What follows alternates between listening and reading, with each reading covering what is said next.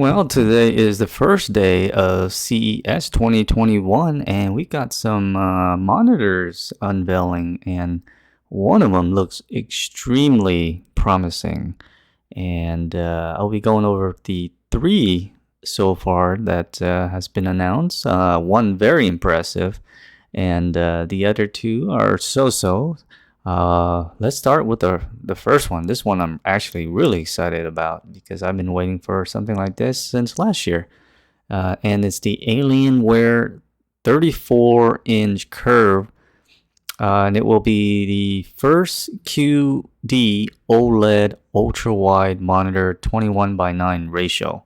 Now that is super exciting because I've been waiting for this for a very long time, and it kind of makes me regret buying the Acer X38 just 6 months ago because I didn't think anything like this would come so soon.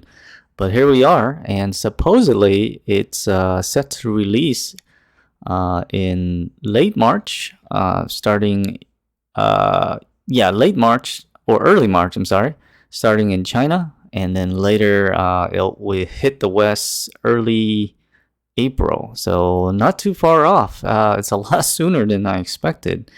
It's gonna be 175 refresh over DisplayPort 1.4. But however, it's only 100 hertz over HDMI, and unfortunately the port is only 2.0. And I think that has to do with the G-Sync module that is built into the monitor. So that's a little disappointing. But it's exciting though. It's gonna be a little bit pricey with that module built in.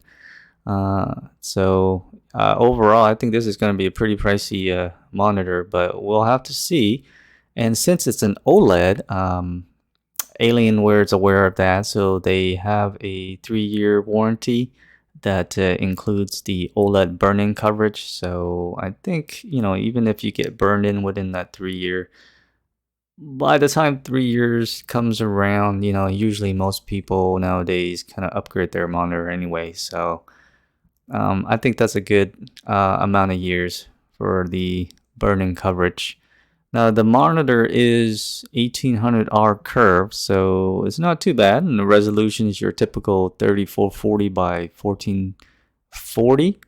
Now here's an exciting feature. It's got the anti-reflective coating, so there's going to be less reflection. So if you own OLED, I have a couple OLED TVs around, reflection it's a huge problem.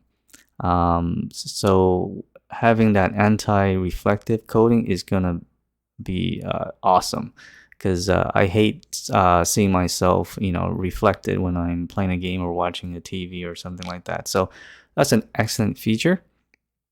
It does have HDR 400, but supposedly it can hit a peak brightness of 1000 nits. So I don't know, that's pretty crazy.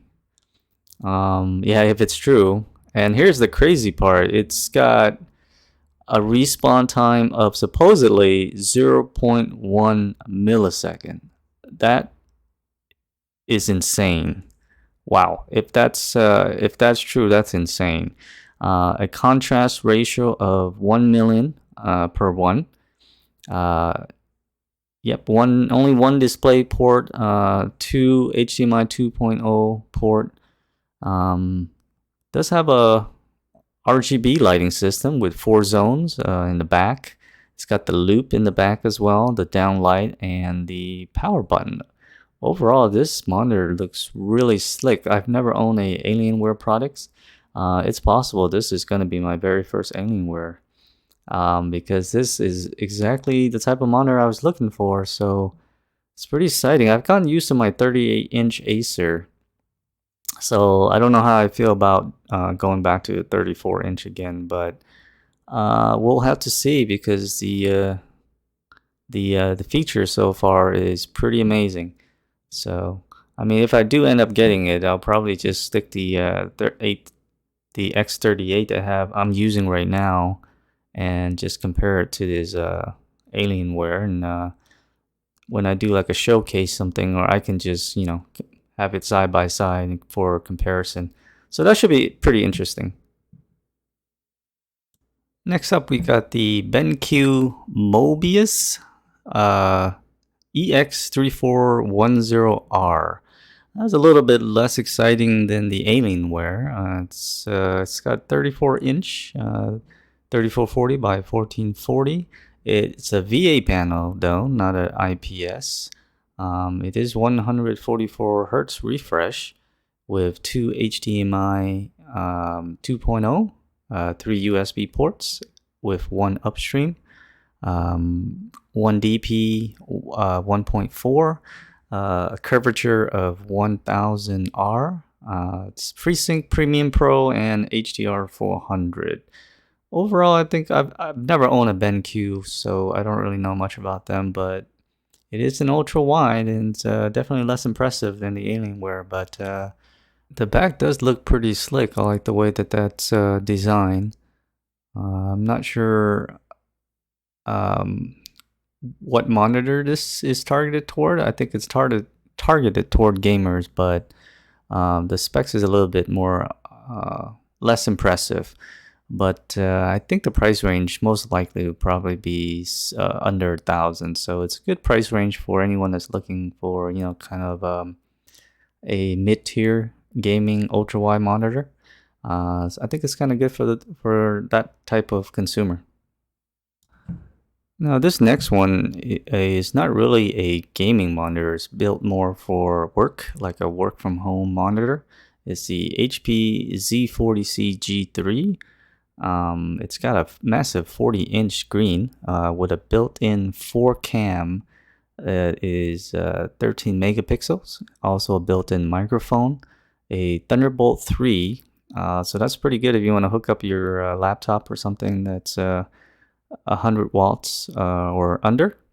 It is an ultra-wide aspect ratio, so 21:9, with a massive resolution of 5120 by 2160.